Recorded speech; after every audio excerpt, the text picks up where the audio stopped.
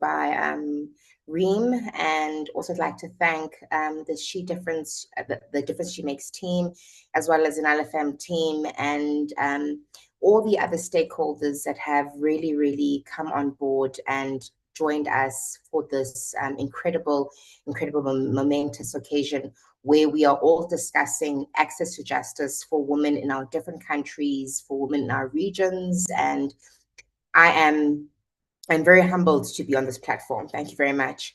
As South Africa, we have been in a period of transition for the past 30 years, post-democracy. And I think we're at a place in our lives, and we were challenged by mainly issues of gender-based violence and mainly just violence in our country, and mainly because we have inherited violence, from colonization then to apartheid, and we are a nation that hasn't really healed, and the people who are most affected by the wounds of colonization and apartheid are then the women and children of this country. And it's not only the women and children, but it also is just rather the youth and people who with disabilities, and just mainly just a large population of the dispossessed community.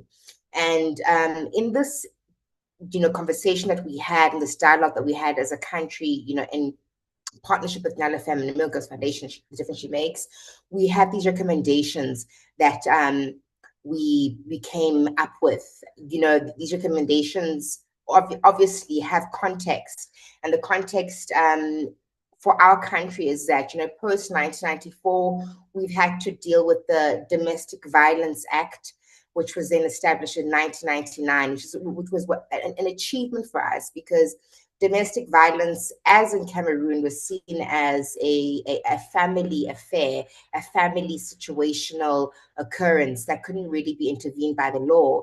But then as we transitioned throughout our democracy, we then had these great laws that kind of try to protect our women and our children, but essentially they're not really working. And also we have this great constitution, but essentially it does not protect the most vulnerable in our society. And these being women and children. So then in this recommendation and in this discussion, where 67 of our women and children and come together and have this conversation, we then talk about a variety of issues that we have in our country. And the first, I think, being strengthening the justice architecture of our legal system, because everything in our country is founded and is based upon the supremacy of our constitution. Therefore, our legal system is very important. But in its importance, we find that our legal system also has it has issues, and we are facing barriers. And then we face situations such as eliminating gender-based violence. And then we also have institutional accountability and governance issues in our country, as well as tech-based gender-based violence. And we also then have community and rural issues with our culture and how culture is perceived in terms of justice, in terms of women and children, and how they then can fend for themselves. And we also have recommendations on civil society and how society can then participate, and the corporate and technology institutions. But I see Reem here on her face appearing, which means I've taken too much time. And I will then continue this conversation in our breakout sessions. Thank you, Reem. Thanks, Lutendo. All right. Sorry about that. But we really want to jump into the breakout sessions. But before we do, we have Belet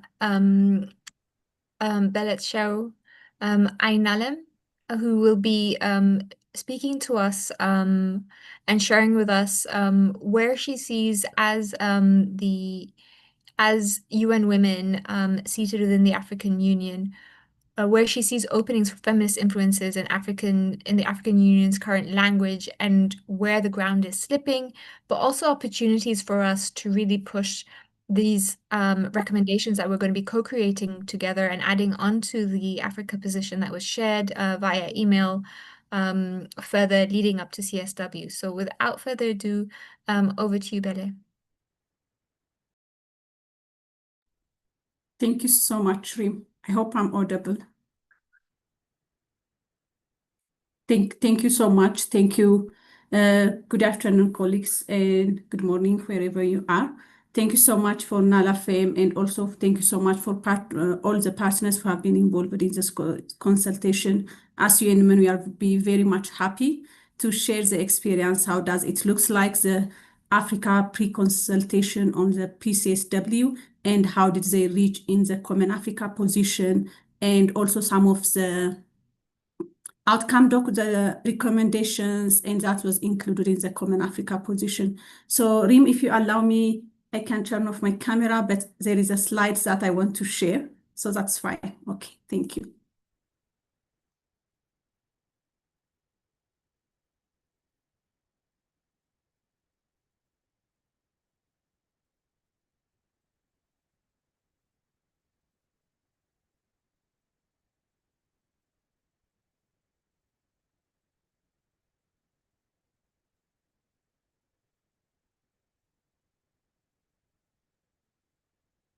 I hope you can see my screen now.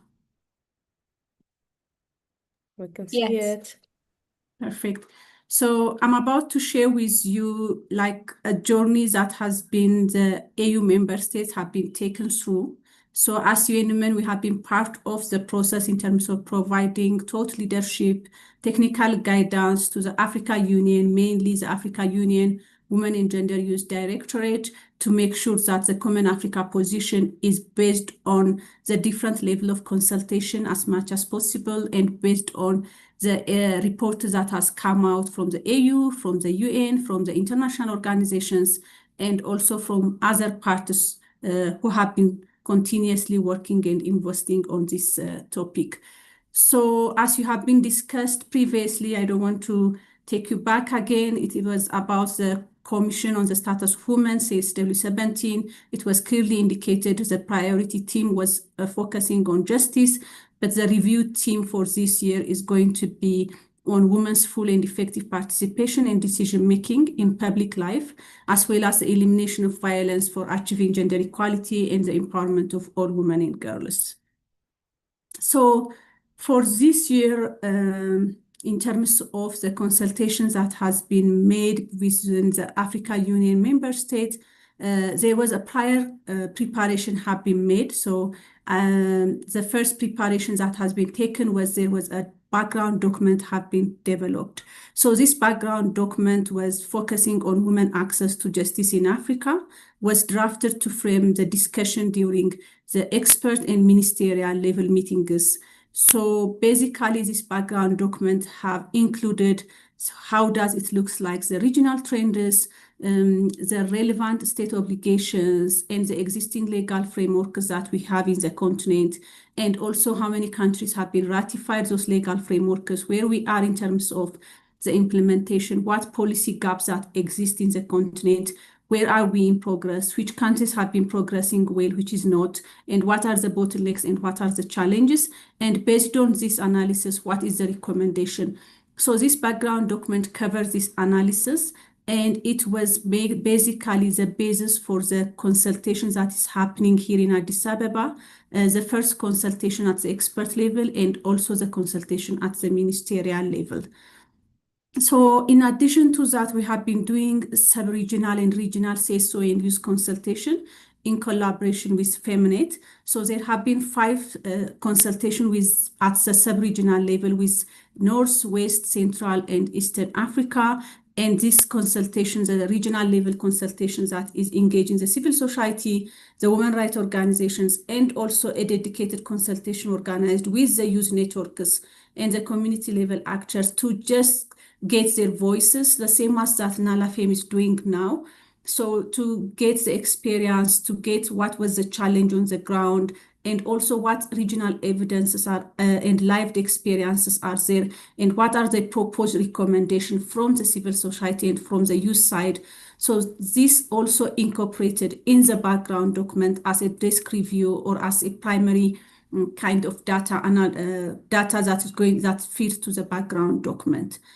So after this consultation, the youth and the CSO, they came together and they have developed an outcome statement. And this outcome statement have been presented both at the ministerial and the expert level. So this is just a kind of a prep work that has been done prior to going to the expert in the ministerial level meeting that is happening in November. So once we have this preparation, once we have the document, the background document, once we have the statement from the CSO, statement from the youth, then there was a consultation that is happening in Addis Ababa. When we say the expert level, it was the Ministry of Women from the different from the different countries, the women machineries. They were here in Addis Ababa, and a 2-day rigorous consultation had been done. And the first part of the consultation was the background document presented again. The youth and the CSOs presented their outcome statement, which is asking what was they were asking for the member states. And based on that findings, there was a discussion happen. And that after the discussion, the member states, the experts have been by region, have been go through a deep dive consultation, and the CSOs and the youth. This year we have had 10 from the CSO representative and 10 from the user representative. And one of the big success that we can say this year is they were allowed to be part of the conversation when they have the deep dive consultation with the member state by their region, and they get the opportunity to shape the Common Africa position, which we call usually after the consultations that will be the outcome document. So from 24 to 25, there was a consultation has been happening the first day, and the second day, there was a drafting of the Common Africa position had been held at the expert level. Then when we come to 2026, there was a pre-ministerial consultation happened. So the expert presented the draft Common Africa position. It has been a full day consultation line by line with the Common Africa on the draft Common Africa position. And then on 27 and 28, the Common Africa position have been endorsed by the Special Technical Committee, which is this year led by Botswana as the lead of the Special Technical Committee. So now we have the Common Africa position, which is a document that will be the basis for the whole continent to have the kind of negotiation in the March when they go to 2026 CSW70. So just to give you a highlight of what does it looks like the Common Africa position, what was the contents, and what was the recommendation. So I just take a few minutes just to take you through on the Common Africa position. So the Common Africa position as it's endorsed now, it very much aligns with the Aspiration 3 and Aspiration 6 of the agenda of 2026. It also aligns with the existing Africa continental frameworks, mainly with the Maputo Protocol, the AU Transitional Justice Policy, and also in the other existing national legal frameworks that exist from the member states. And also it outlines the holistic and transformative approach, supporting women and girls' dignity. It talks about health, education, access to land, property, economic opportunity, safety, and participation in public life. And the CAP also tries to touch about to understood and to include not only formal courts, but also community-based mechanisms that provide redress, reconciliation, and healing. So in terms of the consultation and when you see on the outcome, the progress that was recognized and accepted or appreciated by the member states are the ratification of the AU and human rights instruments. As you all know, most of the Africa countries have been ratified, mostly the AU frameworks, but also the UN human rights instruments, such as the Africa Global Normative Frameworks that relate to women rights and women access to justice. So it was one of the progress that was appreciated during those consultations, and it was clearly indicated also in the Common Africa position. The other is the legislative reforms in gender-based violence to address this kind of challenges is some of the kind of a success that was mentioned in the Common Africa position.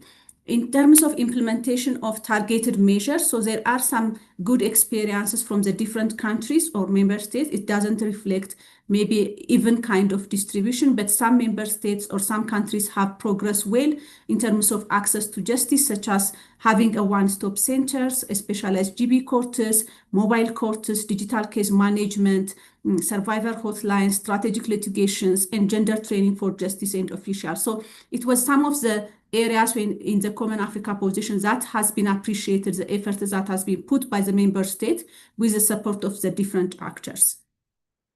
So these are the persistent challenges that has been identified through the consultation, even if there was a huge progress have been made from the different member states in terms of ratification of the different legal frameworks that we have, but still there is a gap, even in the ratification, in reporting obligations, and in limited utilization of the existing or the adopted legal frameworks that exist. There is also a discriminatory laws and gaps still in harmonizing the statutory, customary, and religious systems. And the member states also accepted. Sorry, 2 minutes. Okay, I'm about to finish. So there were social and cultural barriers, interconnected, reinforcing vulnerabilities that are affecting rural women, refugees, internally displaced women on movement. So these are the persistent challenges that has been recognized and also accepted by the member states. So at the end of the day, the Common Africa position have agreed 4 priority areas. The first one is strengthening legal and policy frameworks, and also expanding survivor-centered or focused legal aid, shelters, one-stop centers, psychological support, awareness campaigns, and all the legal focused services that needs to be scaled up, reinforce justice sector through capacity training for all justice actors, and also improve oversight and accountability by strengthening national human rights institutions. So these are the 4 recommended areas that has been mentioned in the Common Africa position. Back to you, Uri. Thank you, Bele. So with all that information and conversations that we've just had, we'd love to jump right into the breakout sessions. So we have 6 breakout circles. The first one is Interrogating Justice, moderated by Star from Walpe. Second one is TFGVV and Digital Justice, moderated by Nancy from Zamara Foundation. Then we have the third, which is the Women's Leadership in Law, moderated by Amy from the International Association of Women Judges. 4 is Accountability and Power, moderated by Oxfam Africa. 5, the 5th one is the Young Feminist Models for Anti-Punitive Justice Reforms, moderated by Joeri from Youth Coalition. And the 6th will be an open room. So if any themes that are not in any of these 5 circles or cross-cutting things that you'd like to discuss, the 6th will be this plenary room where interpretation will be there. So if you need interpretation, please stay in this room. I will open the rooms now. So each room as well, you will start with a opening speaker who will get the conversation going. So I'm going to open the rooms now. You are free to select which room you want to go to. So rooms are open. Please let us know if you're having any technical difficulty. And just a note to the rapporteurs to please press record when you're in the room.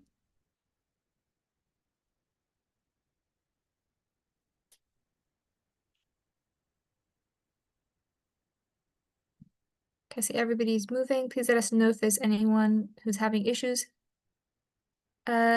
Diane, we will help you. Which room would you like to go to? So if you're having any difficulties, please put that in the chat and we'll help you. 3. Okay.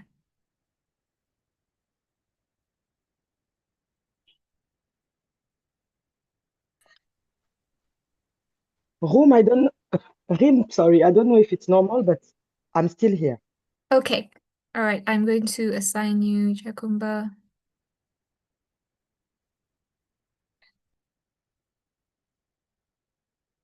So you're in room 4. Okay.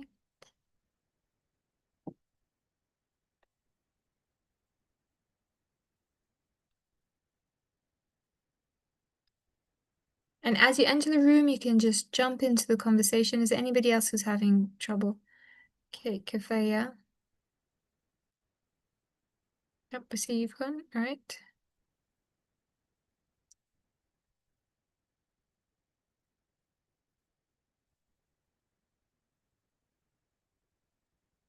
Room 3. Husna, room 2.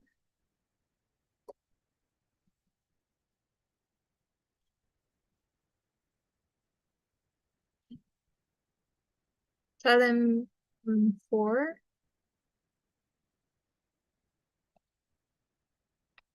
And if at any point you drop off or you can't join, please do feel free to type your comments into the document that you received via email.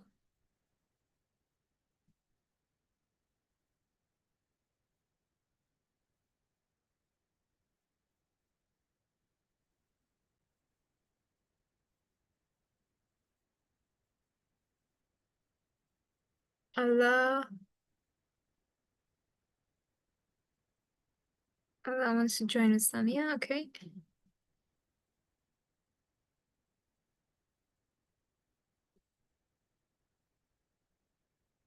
Ustaza Samia, I think, had to drop off the call. She's not in a breakout room. So Allah, if you'd like to go to a different one, please feel free to select.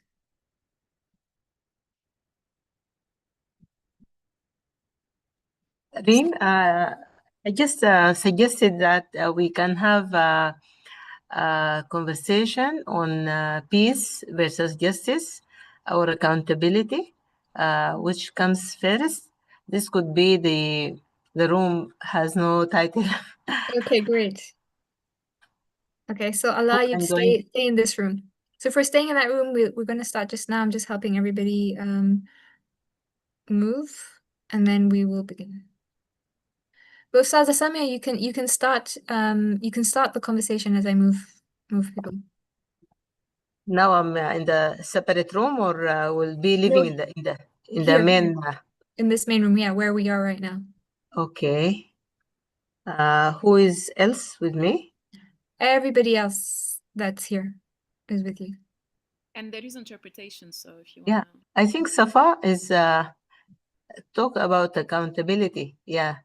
So this conversation we are kept talking about it long time ago.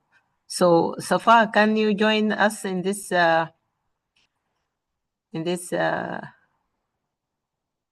conversation? Where is Safa? I'm here. Safa, Samia, yes, connect me to this room. Okay, يا fine. هنكون قاعدين في الغرفة دي احنا مع بعض. تذكر الحوار خلاص, okay. بتاع accountability والبيس أيهما أول؟ Yes, yes, مم. okay. مم. Now I'm joining, huh? يا شو؟ محمد بس شوية مطول. okay, I've moved everyone, Ustaza Samia and Safa. So I'd like to first just start off with Florence, who's here. Florence, you're here?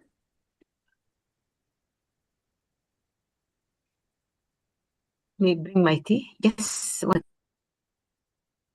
Hi, Florence, can you hear us?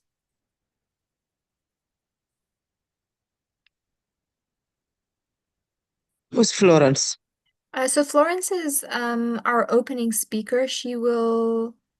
I don't see her. I think she dropped off. Okay, no problem. Ustaza Samia, over to you. Then when she comes, we can give her the floor.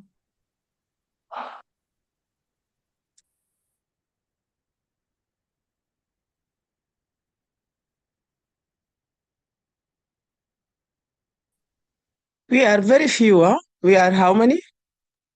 No, we're not few at all. We're 34. In this room. Okay, yeah. Okay, thank you. Okay, so I think Ustaza Samia, you were saying that the topic that you would like to speak to is peace.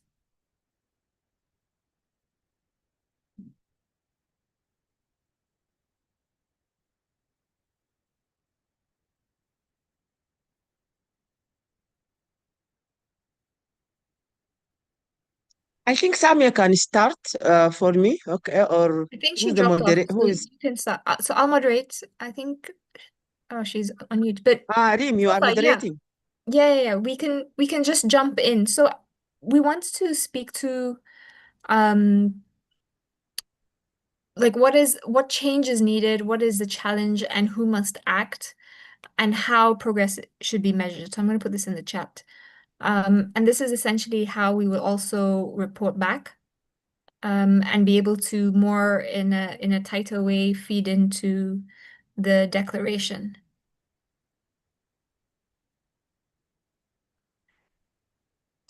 So this room is on peace. Ustaza Samia suggested that. Is there anybody else who has like an alternative? And we can just speak just openly, just unmute your mic and jump right in. I don't see Florence here. Okay. Okay, shall I start? Please. Yes, go ahead. Okay, thank you so much. Thank you for this very informative session and exploring and countries' own access to justice explanation and presentations, especially the one which I'm very much keen and can know and contribute a lot is the Sudan Samio, which presented, but also peace, because there is a dilemma of a peace versus justice at two levels. Some people think that peace agreements can bring peace, where high exclusions of specifically women during the peace process when all the warring parties dominated by men are being part of the peace agreements. At that time, there will be concessions and adjusting, like there are issues of justice for women who gone through a violation of human rights during war or during the conflict, sexual gender-based violence, or also preparators to go uh, to jail or whatever, all these things. During peace process, when we see peace agreements signed, there are issues or uh, uh, concessions about justice, where laws and the mediators and the stakeholders shaping how the whole country or uh, the whole political process after peace come out will be. And that's same from our experience in Sudan. We have partial peace first. Partial peace, that means they are not inclusive. And what they look at the peace, they look at it as sharing of wealth and power, shares of wealth and power. But issues of justice are good, but in terms of not inclusive, because they're not addressing the real issues before the war and after the war, and what kind of justice and dignity for women and girls and gender issues to be in order never again for these violations and access to right and the dividends of justice. For here, where we would like to see peace, where not at the expense of justice.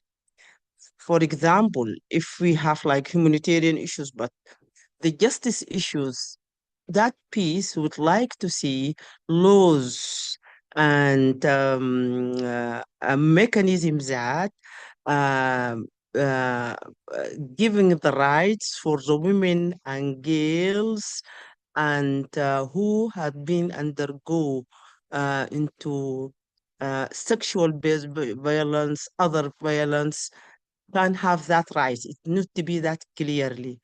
also not at that extent only, not at the extent of our rights being violated during the war, but also because we are building institutions, the prevention measures. We are building institutions for the law enforcement, where we would like to see those rights and justice enshrined Back. in our laws and in the parliament, and women to be part and partial for that. Mainly what I would like to address is that we would like to see a just peace, a justice peace, not only words and sharing, but also to see the side of prevention and access to justice during the violation, but also would like to see peace where prevention measures of laws which uh, uh, we give the rights for women access to inheritance, access to lands, economic empowerment, and all.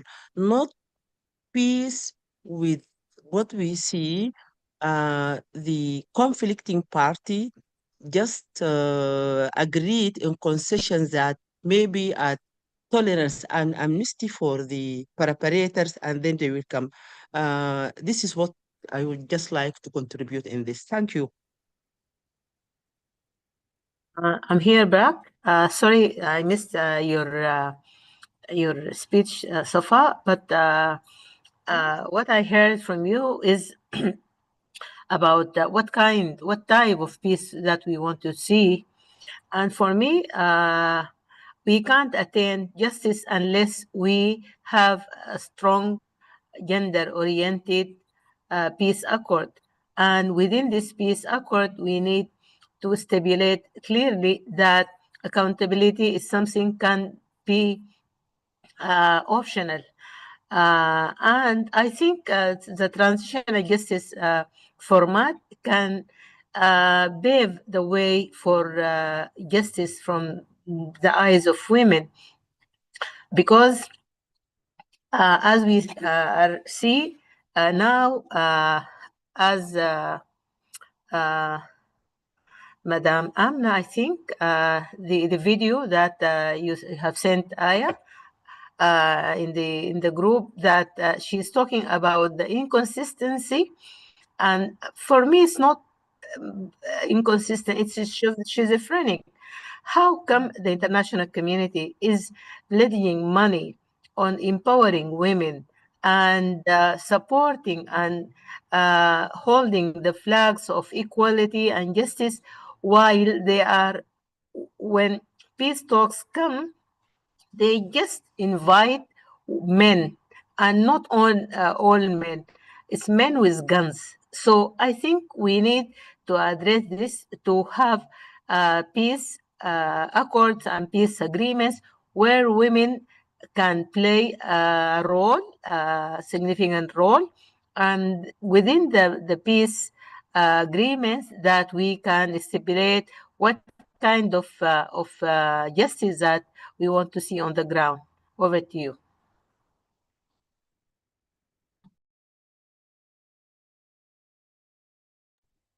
Thank you. Is there anybody else who'd like to feed into that?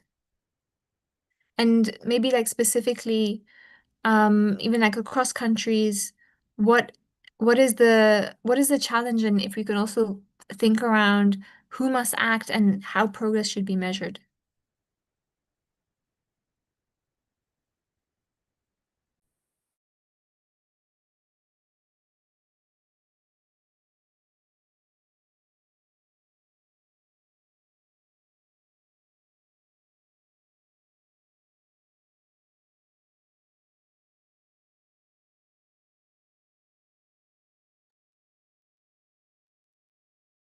I see people from Sylvia, would you like to speak, or Musa?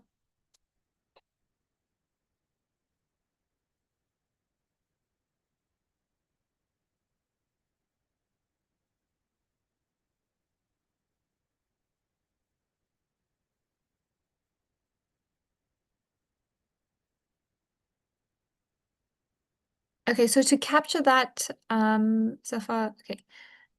So what is needed? So if we will put it, and because we really want to set the language, and I think like for us to be concise, and we can use the chat box to do it there as well. We need to be able to put in the language there. Okay. Yeah. For me, the issue of inclusion and participation is critical right from the beginning. Is that very critical? The women to be part of that peace process, inclusivity and leaving no one behind is very critical.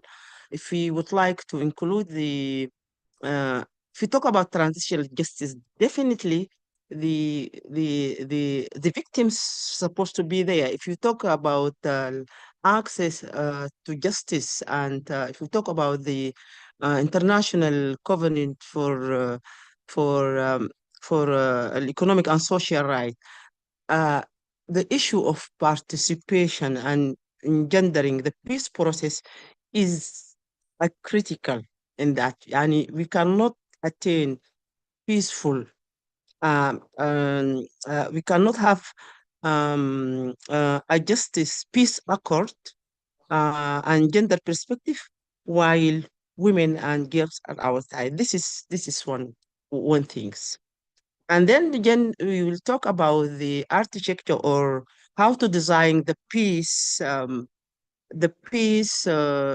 deal itself. This convention, it is not the normative way, but um, the issue of not only um, uh, wealth and power sharing, the issue of justice and governance and governance is critical, because when we talk about governance, we talk about institutions.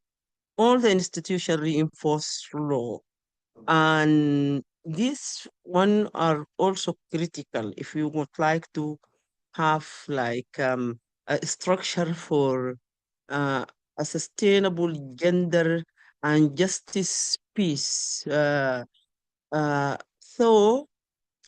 This is the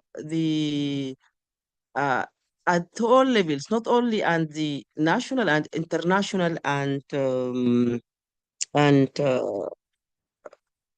at the international level also, even in the mediation for peace, because when we talk about women mediators, peace mediation, and international peace missions, there are women, because uh, those also have a role to play in uh, mm, bringing the gap, putting the gap of bridging the gap of women inclusions, and bringing the human rights issues into uh, into these deals.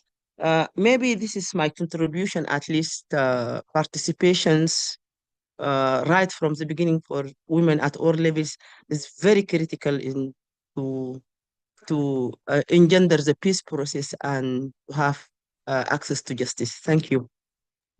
Thank you, Safa and Ustaza Samia. So I have a question just to like make this recommendation a bit stronger. Is there like is there a number, right? So what are we saying like and demanding for specifically? Is it certain seats within the negotiation group? Because I hear that, you know, speaking about just representation and not and people not having actual power. And so what are those seats if we're saying that these specific seats need to be women and young women? And then what are the numbers? So in the delegation, what percentage of the delegation are we saying needs to be women or young women? And this is open to everybody. Like what do you think we should be pushing for more tangibly?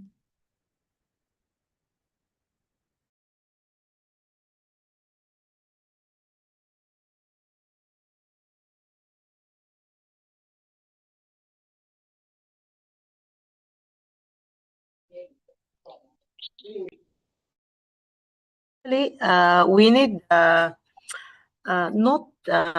to just talk in the platforms without talking to the between two brackets the decision makers now I think the initiatives taking place right now in Sudan regarding peace talks and ceasefire and these kind of things, we need to address them to demand.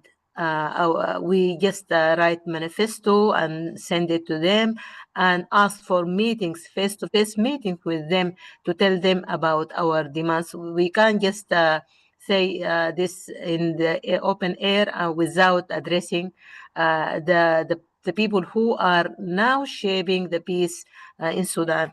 So the action point is to have a delegation to write first, to write the manifesto of our demands and how we are seeing the peace has to be, and then we meet them. We need to meet them face to face. Actually, by the way, yes, 2 days ago, we heard that a delegation from the United States came to Cairo to meet the civil society and the actors, actually, but they never reached us. And we called upon, we want to see them, to tell them about our perspectives. So no one is listening.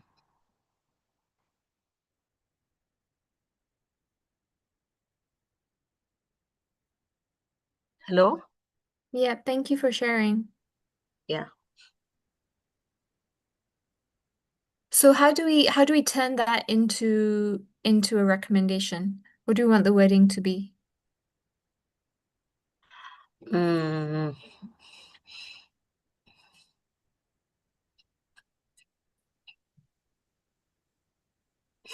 I don't want to say to impose ourselves, but we need to impose ourselves.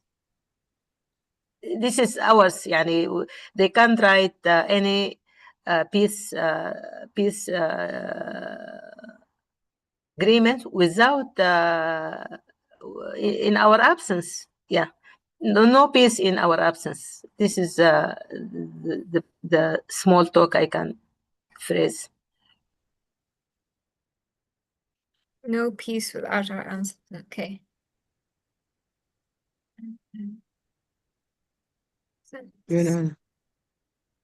Yes, Safa. Okay, fine. Thank you, Reem. For me also, we need not alone. Yani, like we are disconnected. Really, still we have a lot of work to be done. Still, people are scattered, and however, and but the regional and international solidarity of women is critical for us because also they can have access through these countries this um, leading this process of putting these guys together. We need to strengthening that. We need to reach out to the women or from Africa or whatever. This is feminist. I know this is for Africa, but still we need to reach to those women network, different level and international level because they have access to. But also we would like to have a specific within those recommendations also like um, there are clear and specific issues participation is important, but we need to hammer on a specific like the reparation issues, because if we talk about victims sexual violence, we have a specific um, demands which from what being presented by the UN Women, which is also in our demand and recommendation. For example, what about the Sudanese and all women at the international level? Because for uh, reparation fund is critical because it will come in the, but also we have to highlight in accountability, justice, those issues to be ready. And as Samia said, and ready transitional justice and justice, and to be our priority recommendations. And also, uh, neighboring countries are critical also because we always neglect the neighboring countries which affected when we talk about refugees' right and For example, I'm in a country which is neighbor affecting Sudan. I don't want to name it, but affecting Sudan by different ways in terms of culture, in terms of access to proliferation of weapon, and in terms of whatever. This country also would like to reach them in order to be there are women or to be part of our of with us in this uh, uh, strengthening our network with women at the regional and international level is critical to reach these people because uh, Samia, for example, in Cairo, I'm in Chad. I didn't even hear that there is civil society, there is people come and. But where is the voice? Where is our strong voice? If Nala Fem can have access to that, we need Nala Fem also to get us access to these people at AU, at AGAT, and that will make our influence for participation, for being part of that, any engagement from the beginning, ceasefire, talks, or whatever. This is solidarity with the networks around us. This is very critical.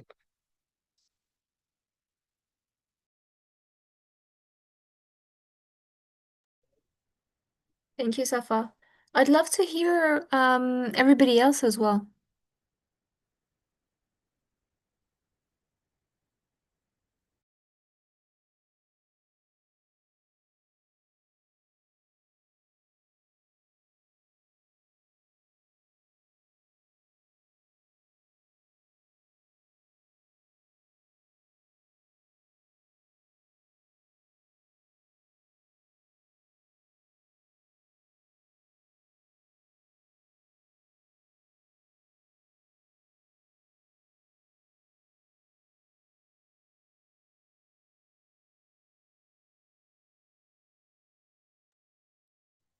Uh, Bridget, Damascene, I'm not means to call people out. Ingrid as well. I'd love to hear, like maybe some cross-regional, insights, specifically to this.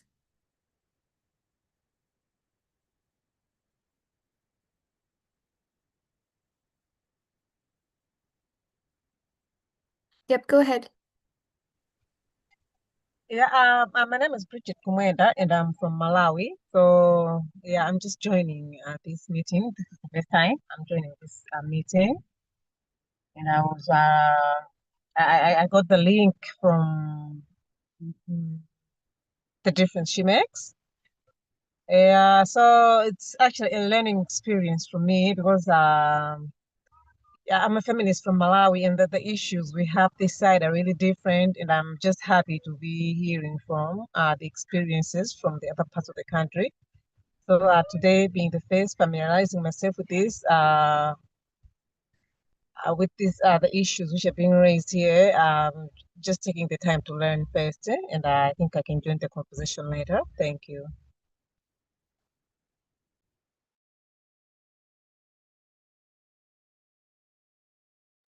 Thank you. So something that if anybody just joined in, like I think is coming out very strongly from here is in terms of like the language of we don't want to just represent but then like even unpacking and being like, participation really needs to be attached to power, right? And the link between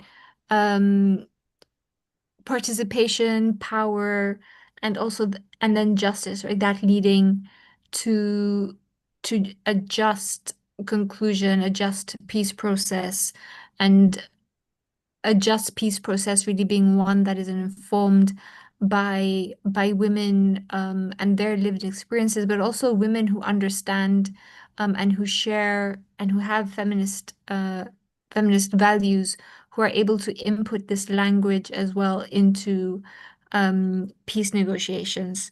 And we heard from Safa and Ustaza Samia, who are really unpacking that. And I think it would be great. This is a Pan-African conversation to also hear beyond that. But even so, this is an open theme room. If there's another theme beyond, peace processes and peace that we would like to speak to.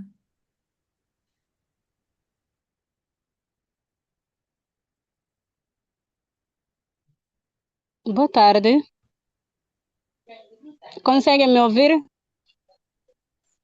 Reem, Alô? sorry, I have to leave. It's 5 o'clock now.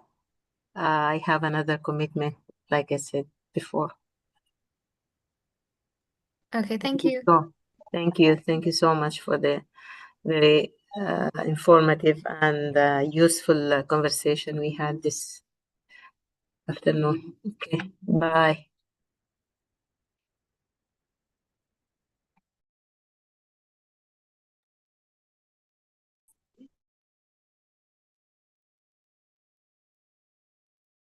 Nitram, I still see your hands up.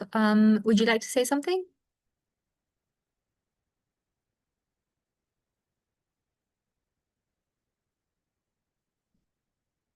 Boa tarde.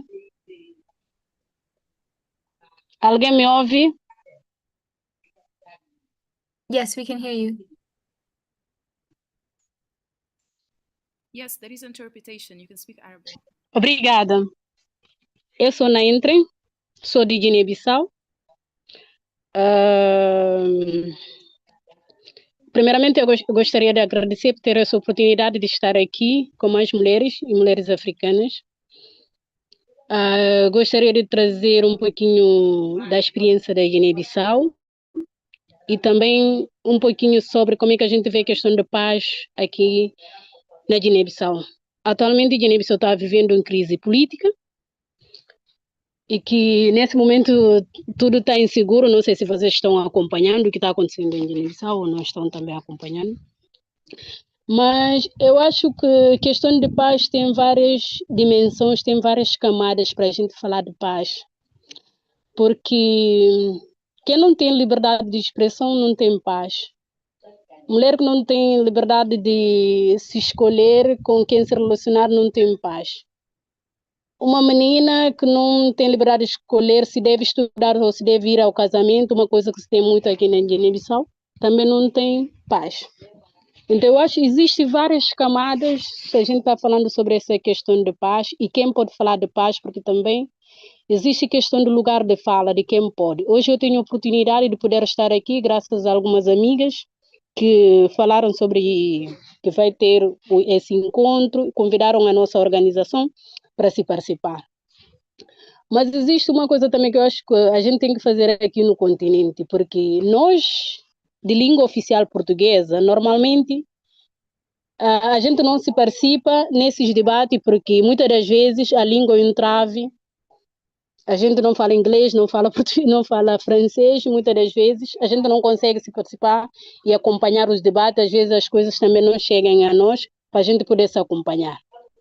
Se a gente for ver mesmo aqui, não sei se tem outra pessoa aqui de língua oficial portuguesa, de Palop, além de, talvez de mim, não sei se tem, pode ser que haja alguém aqui. Mas eu penso, enquanto continente, nós precisamos ainda nos conectar, conhecer-nos, conhecer organizações existentes que trabalham, poder ouvir diferentes opressões que existem, poder ouvir, saber o que acontece em Guiné-Bissau, o que acontece em Malawi, o que acontece em Congo, em várias outras realidades. E para isso nós precisamos de pontos focais para a sua nossa voz será ouvida. Nós não temos ainda lugar de fala, nós não temos ainda como fazer com que a nossa voz chegue onde a gente quer que chegue. Mas antes disso, nós precisamos fazer um trabalho de base entre nós mesmos. Procurar nos entender, porque também tem várias organizações que têm poder de fala, que são conhecidas, que falam e tudo mais. Tem organizações que fazem trabalho mas infelizmente não são ouvidas ou não são conhecidas e não podem levar, por exemplo, Moçambique, de Santo Tomé e Príncipe, nós estamos vendo constantemente, são todas as organizações que trabalham em questão de gêneros feministas, mas infelizmente a gente nem consegue tirar uma nota sobre o que está acontecendo na Guiné-Bissau, porque nós não temos segurança. Nós, mulheres, não temos segurança, não sabemos como fazer isso. Entende?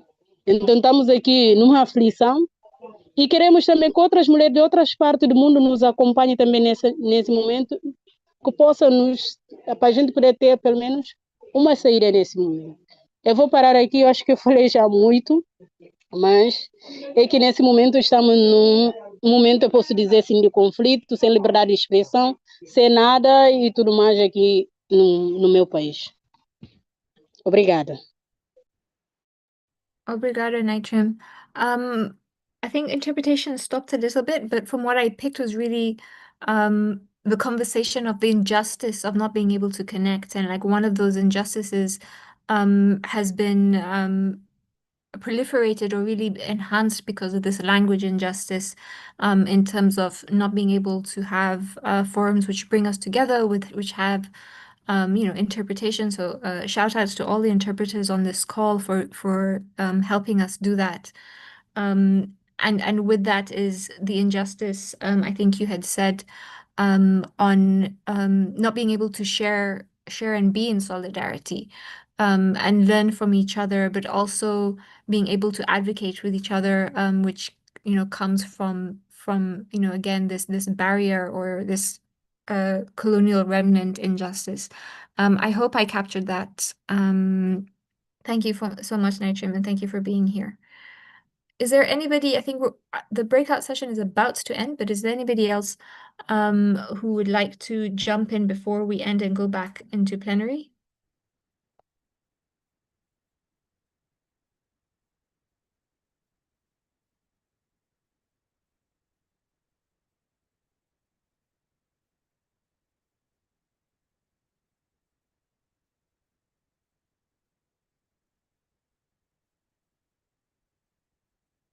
Scovia, I see that you wanted to speak. Let me unmute you. I can only ask you to unmute. Scovia, you can unmute. Yeah, I've muted. Okay, did you want to say something?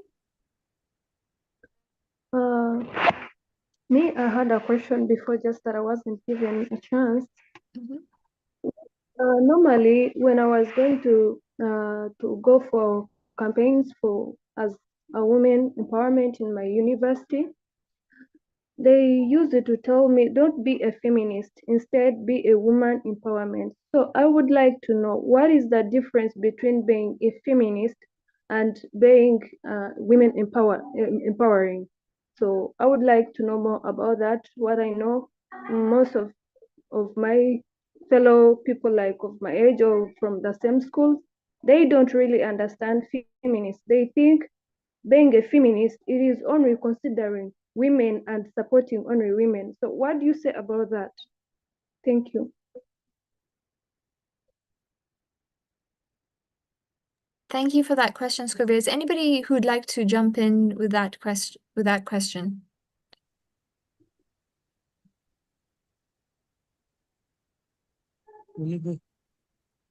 Safa, go ahead. Yeah, for me, it's we need to link everything together. So sometimes the division of between, we divide ourselves between those who are specialized in humanitarian, those in peace, and those in reconstruction.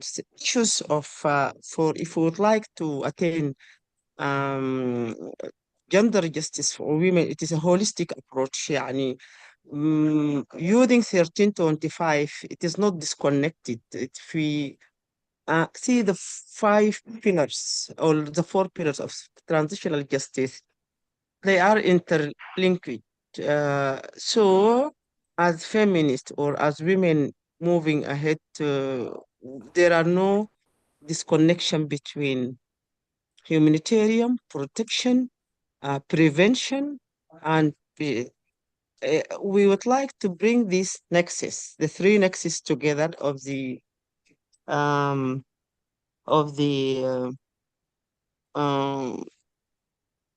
سموهم شنو؟ قصدك العدالة الانتقالية transition justice؟ مش العدالة الانتقالية كلها بتاعت ال development goals. Yeah, ال SDGs. Yeah, it is a holistic approach for us. Peace is not only about this. We would like to bring this into the table, the CSW and W70, and then justice is critical for the peace process. We would like to work in this and to strengthen the conversation a lot and the holistic approach of peace. Thank you.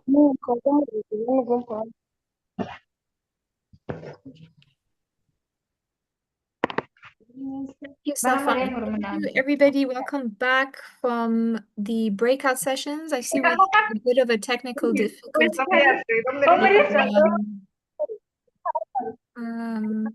Kenna, if you could just help me mute. We're having a bit of a technical difficulty with the translation. But welcome back from the breakout sessions. I hope that was not too short. We are running a bit over time, but we're about to wrap up. So I kindly ask us your apologies and to please stay with us a little bit longer as we wrap up. So we'd like to, just jump right back into it and share what we spoke about in our breakout rooms, and if we could do that in very quickly in 2 minutes each and very top line. So what change is needed, what is the challenge, who must act, and how progress needs to be measured.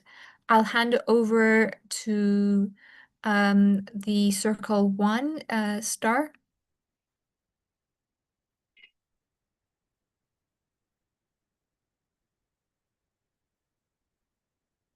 Hi, thank you so much.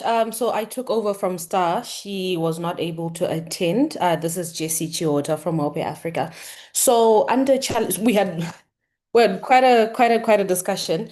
But basically, when we said what is the challenge, we said that the challenge would be poverty, gaps in digital literacy, lack of basic access to education for women and girls, lack of access to legal representation, and so on and so forth. And then we also answered the question around who must act.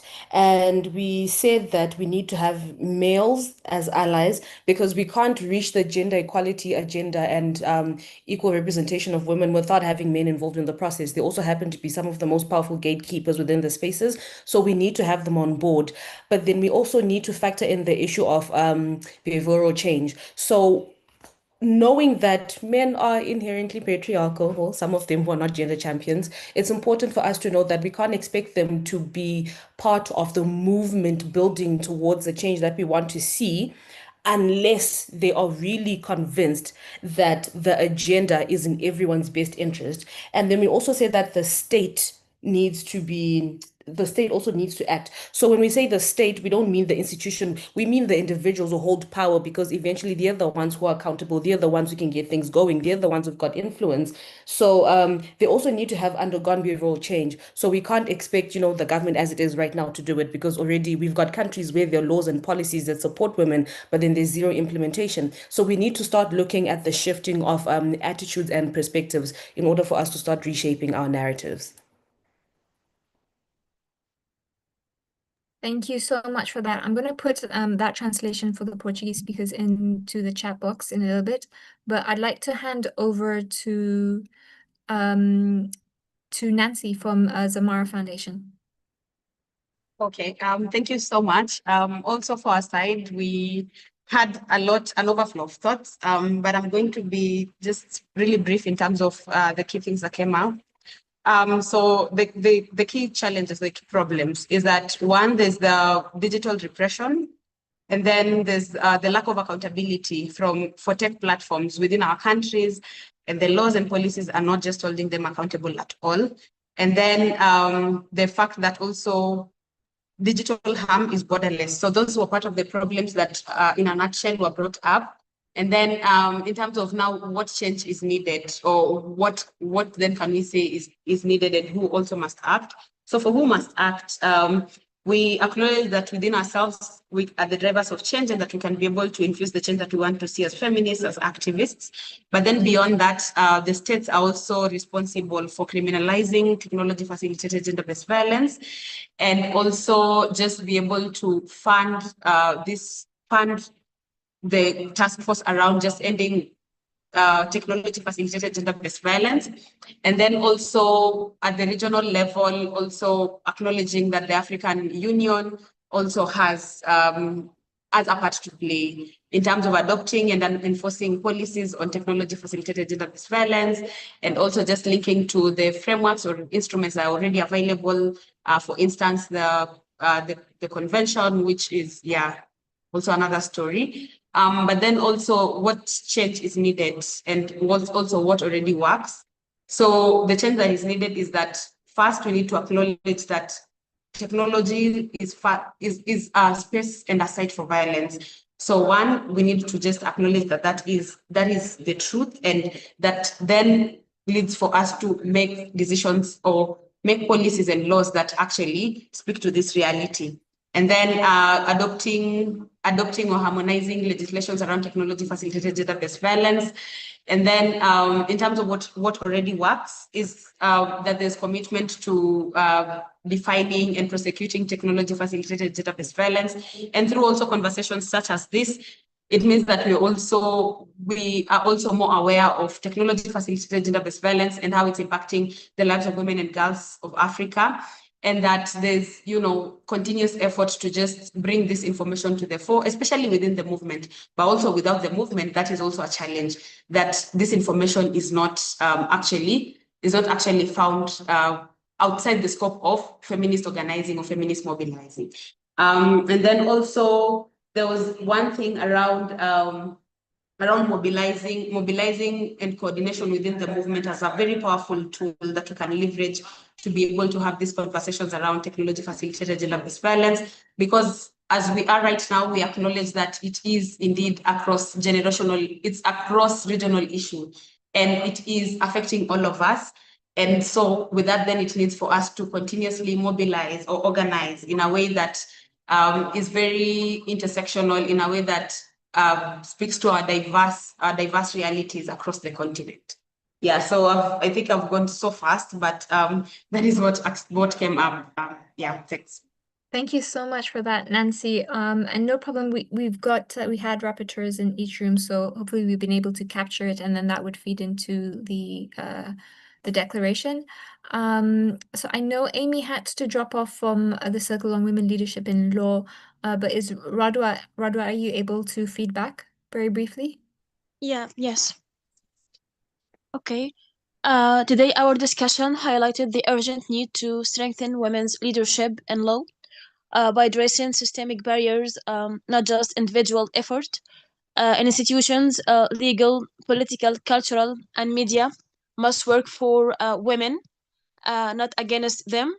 A pressing issue across Africa, including Rwanda, Kenya, Egypt, is limited access to justice.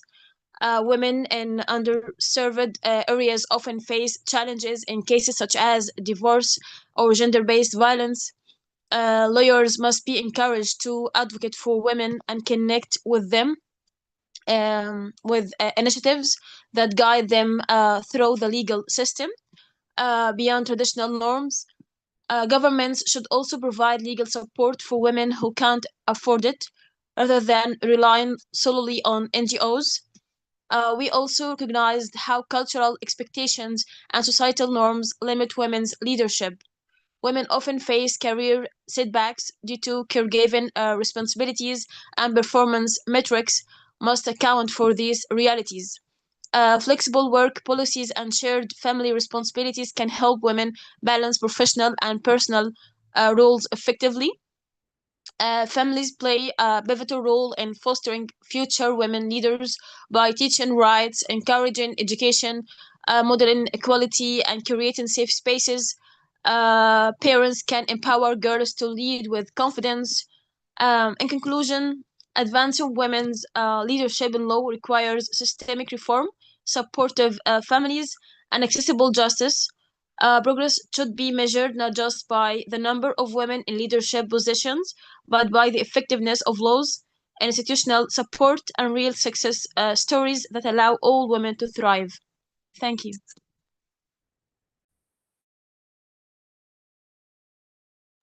Thank you, Radwa. So over to Jojo for young feminist models for anti-impunitive justice reforms. Okay. Thank you so much, Rim. I think I'm going to be as brief as possible. So our circle was looking at like framing justice beyond punishment, like in a nutshell. That was what it was all about, and how the young feminist movement can support in reshaping this discourse. So one, the discussions around the actual issues with the current legal system or justice system is the fact that the system itself is hectic, and it's very hectic for women and girls. I think we can all attest to that. And it's not survivor-centered. And also the fact that it's rooted in colonialism and neocolonialism and all these other different forms of oppression that women and girls face, including racism, patriarchy, poverty, and so on and so forth. And so I think I would like to focus more in terms of what our discussions were in terms of the recommendations. We also had examples, like sharing examples from different African countries like Cameroon, Sudan, South Africa, and others. So one, in terms of recommendation, was like adopting Afrocentric approaches to address the different violations that women and girls face within the continent. And we were looking at the existing indigenous structures that intrude, reconstruct, and also deconstruct gender norms, like harmful gender norms. I think it was about like the different practices within our indigenous communities that have always been used to deliver justice. And I think it was more of revisiting those models and adopting them, and also redefining justice to from different point of views, and not just limiting it to the legal definition alone, but rather broadening the scope around it, and also framing justice as a shared community responsibility. I think that's quite important. And we also had discussions around, like, especially for GBV survivors, like, if there is an opportunity to ask them individually in terms of what does justice mean to them, other than us blankly defining what justice means from a blanket definition, but rather individualizing the different aspect of what people think access to justice to them means, and also following their particular definition in terms of how they can be supported. Then we also had a recommendation around CSE, especially on the harmful masculinities that we are facing right now that kind of perpetuate violence against women and girls. A recommendation around sexuality education in our schools, and also teaching these children as young as they are, especially the boys, about the sovereignty of bodies, and appreciating and respecting different bodies, and also how to handle rejection, because oftentimes this toxic masculinity is somehow groomed from a very young age.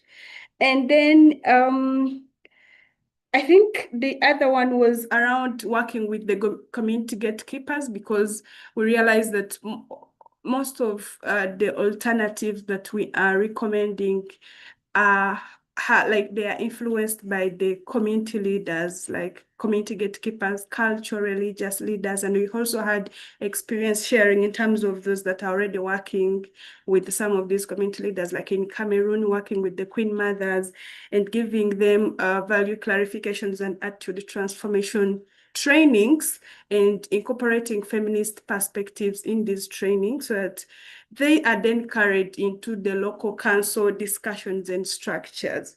So we didn't have time to conclude, but I think most of the details will be within our circle report. Thank you. Thank you so much, Joe, for that.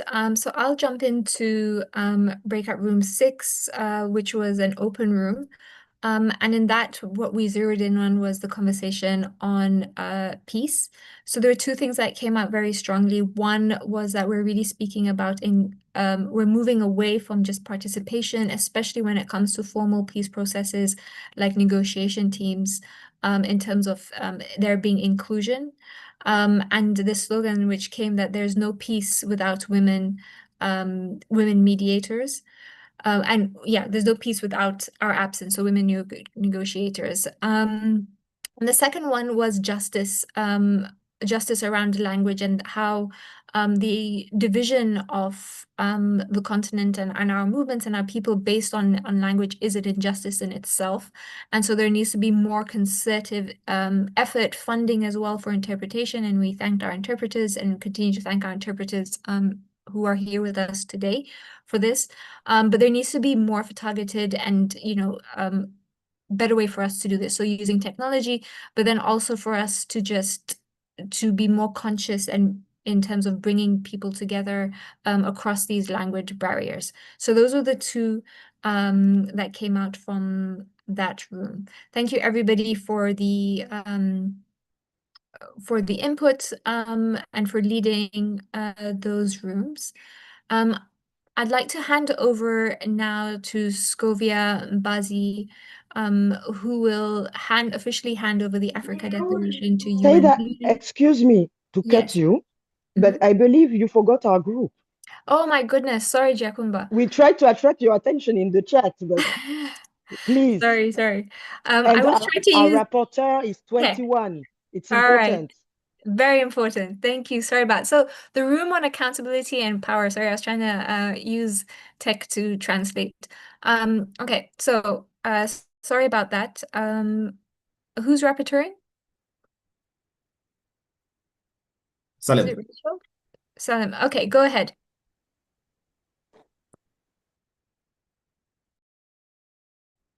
So good afternoon, good morning. I don't know wherever you are. So we were talking about accountability and power. So the challenge of accountability and power is to focus on the challenges and the Western region of Africa as problematic when all solutions are indigenous growth. So the change that is needed for the accountability and power is counter mobilization and strategies. Alliances, radio translation and visibility, building independent space and funding for rapporteury justification. So we're supposed to act under accountability and power. I think every day feminist is supposed to act under accountability and power. So the progress will be measured by the way it matters to people and planet. No more wars, no more SGBV, no more corruption.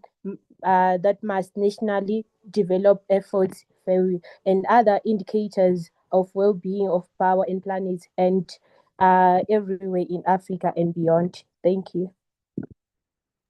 Thank you, Salim, and apologies for missing you. I'd like to hand over to Scovia, who will officially hand over the Africa Declaration to UN Women.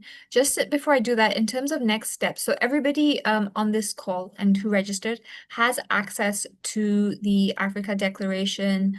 That is a Google document. So you are welcome to add comments to that. What we're going to do is we're going to add all the input from all the conversations today, the breakout sessions, the opening sessions as well, into that document, and then we will email everybody just a notification that it has been updated for you to look at and really zero in on the language. And we will be doing that. You will have, so there is a short time frame. So 19th December is the deadline for us to hand it in to UN Women. And so we would only give you 1 day, I'm sorry, to be able to put in that feedback. So the co-creation process is not over, but I see people asking in the chat if we will be sharing, and yes, we will be sharing. So I'll hand over to Scovia Scovia, are you here? So Scovia is an emerging young leader dedicated to advancing gender equality and empowering the next generation of African girls. She's currently pursuing a law degree and serves as the Minister of Women Empowerment and Gender at the University of Kigali. So next, and we're really happy with that title, Minister. I think one of the things that were coming up as well was that we need more ministers, Minister of Justice. So hopefully the next one in Rwanda.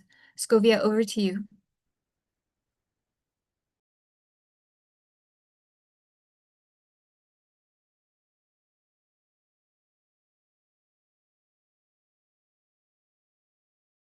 Scovia, if you're speaking, you're on mute.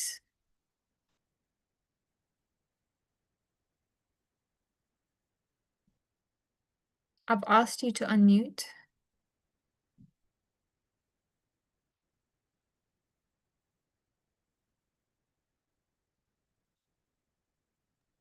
So thank you so much. May I please have your question again? Yes, over to you to hand over the declaration. Yes.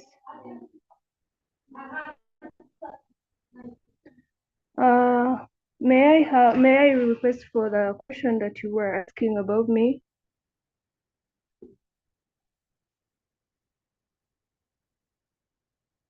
Hi, Scovia. Yeah, I was just handing over to you to hand over the declaration to, oh, sorry, not Scovia, Oh, Sophia. Sophia, sorry, Scovia.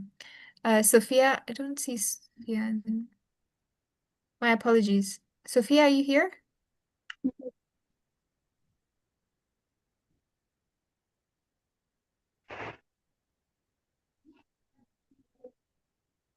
Sophia is not here. Catherine, maybe I can hand over to you on behalf of the young women who are with us today. yes. Hello, good evening, good afternoon, everyone. I am so sorry for the mix-up. Scovia is supposed to read, but she's having a network problem, and so I sent a message to call Sophia to read.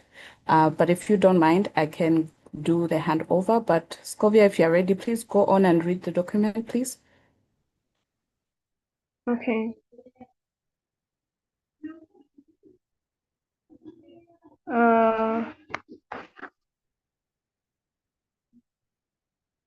You telling me to read the document? Hello. Yes, Scovia. If I may ask, which document is that I'm supposed to read?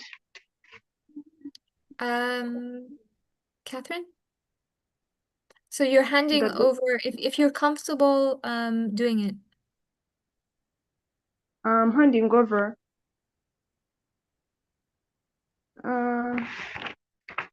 Please, ma'am, Sorry, can you hi. explain? No problem, Okay, Scovia. no problem, Scovia. Go on, Yes. you can unmute your mic. Rahim, do you want me to read the statement out? Yeah, if because no pressure to Scovia. Okay, all right, great. Thank you. Distinguished guests, leaders, and our partners at UN Women, all protocols observed. I stand here today not only as a student, not only as a Pan-African, obviously, I'm not a student, but as one voice among millions of African women and girls who are demanding a just system that finally sees us, hears us, and protects us. Today, I have the honors of handing over the CSW70 African Intergenerational Feminist position on strengthening access to justice for all women and girls, a position shaped by 282 girls, young women, and feminist leaders across our African continent. We are the girls who are facing new forms of harassment and violence, who are inheriting broken systems and generational traumas of war, conflicts, and transitions. We are the survivors who face silence when we seek help, judgment when we speak out, and danger when we try to report violence. We are the young leaders who want to use the law to transform our societies, but we cannot do that if justice remains a privilege instead of a right. Our position calls for urgent, concrete, and measurable action. We demand justice systems that are accessible, survivor-centered, digital safe and accountable. We call for free legal aid, women-led monitoring networks, mobile judicial systems to reach the most marginalized for safe reporting, especially for girls in rural areas, conflict zones, and displaced communities. We insist on criminalizing all form of gender-based violence and femicide, and ensure that no girl is forced to choose between her dignity and her safety. We also demand inclusion and representation, not just in numbers, but in positions of power, to shape the laws and decisions that impact our lives. We want more women chief judges, attorneys, minister of justice, attorney generals, and CEOs of law firms, more adolescent girls, advisory council, and more space for young leaders within national justice system. To the UN Women, we hand over the CSW70 African Intergenerational Feminist Position on strengthening access to justice for all women and girls. We hand over with trust and expectation. We expect a partnership that is meaningful. We expect follow through, not only commitment. We expect feminist allyship. We expect delivery. I'll say that again. We expect delivery.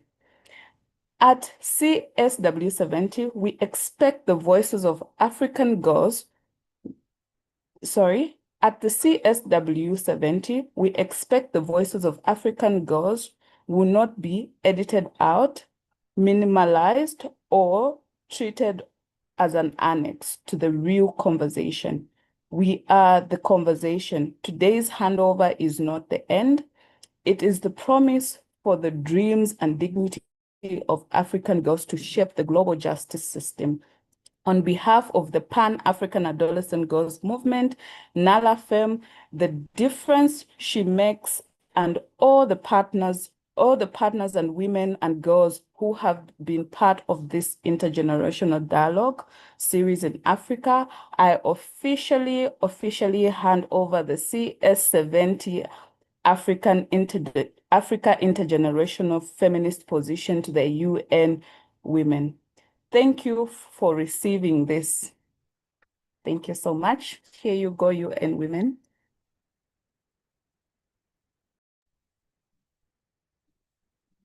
Thank you so much, Scovia, Sophia, and Catherine, and everyone from the Gracia Michelle Trust and the Adolescent Network for continuing to trust the space and being in it and co-creating it with us.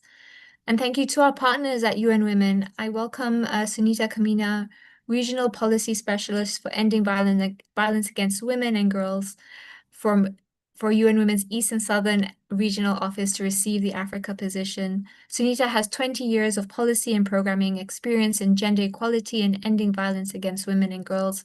Prior to joining the East and Southern Africa Regional Office, she served as head of UN Women's Country Office in Timor-Leste, with previous roles overseeing the Women, Peace and Security and EVA portfolios. Welcome, Sunita.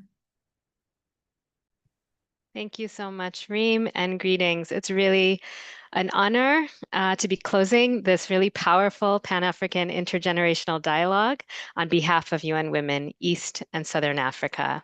We are so grateful to Nalofem and the Difference She Makes campaign for the invitation to join for today's session, and to all partners and the participants for sharing the rich culmination of conversations across the continent and sharing the Africa intergenerational feminist position, which we receive with trust and with honor, and we will care for that and nurture that through to CSW and beyond.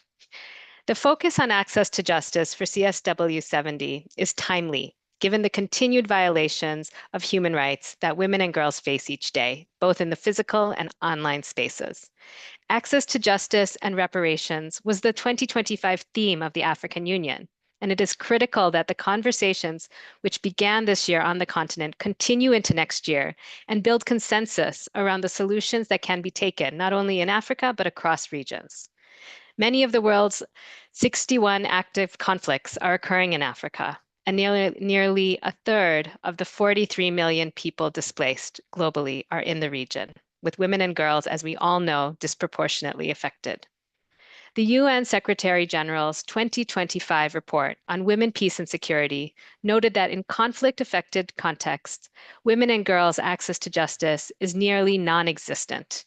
And as we are also aware and we heard, all too often, even when the conflict ends, multiple forms of gender-based violence and injustice for women and girls remain. There is a need for urgent and collective action to close this persistent gap that we always talk about between commitments made and actions taken to protect women and girls' right access to justice. This focus was consistently highlighted in the various commemorations that took place in 2025. From the Beijing +30 meetings, the 25th anniversary of UN Security Council Resolution 1325 on women, peace, and security a few months ago, to the 16 Days campaign that came to an end earlier this week, and was affirmed also in the Common Africa position for CSW70. But injustice is also unfolding more quietly in countries where gender equality is protected under the law. For example, women and girls experiencing multiple forms of discrimination, those with disabilities, living with HIV and AIDS, migrants, displaced persons, gender minorities, among others, face barriers from enjoying their fundamental rights, access to health, including sexual and reproductive health, education, economic, and livelihood opportunities because of social stigma and other institutional and systemic barriers. Women human rights defenders and gender equality advocates increasingly are facing greater threats and harassment because they're challenging the patriarchal structures that uphold the status quo. But often these stories don't make the headlines. Dear participants, we are witnessing growing pushback against women's rights, and it is alarming that these coordinated and well-funded efforts are using the law to redefine established rights, roll back on gains made, and narrow available protections from discrimination and abuse. We have seen this in the attempts to challenge the anti-FGM bill in the Gambia, or efforts to rebrand and reduce the already scant funding for state institutions responsible for advancing gender equality. In their Beijing +30 reports, nearly a quarter of countries globally reported backlash on women's rights, and half reported insufficient funding for their gender machineries. It is in this context that women's leadership in the law is critical. Your commitment to shape and defend gender justice in legal discourse and in formal and customary justice systems has tremendous potential to safeguard human rights and standards. Through continued advocacy and collective engagement, we can accelerate actions toward more inclusive and equitable justice systems. In closing, as we move towards CSW70, UN Women applauds your efforts to hold spaces for exchange and the recommendations made around improving women and girls' access to justice. We encourage you to continue convening and connecting with other social justice movements, building strength and solidarity together. We stand with you on this journey and congratulate everyone once more for the successful set of dialogues and the position you have put forward. Thank you. Thank you, Sunita, and thank you everybody for staying in over time. We apologize for that. But we've loved sitting with you, and we look forward to continuing to receive your comments on the document and submitting it on the 19th. Thank you, everyone. Have a great evening.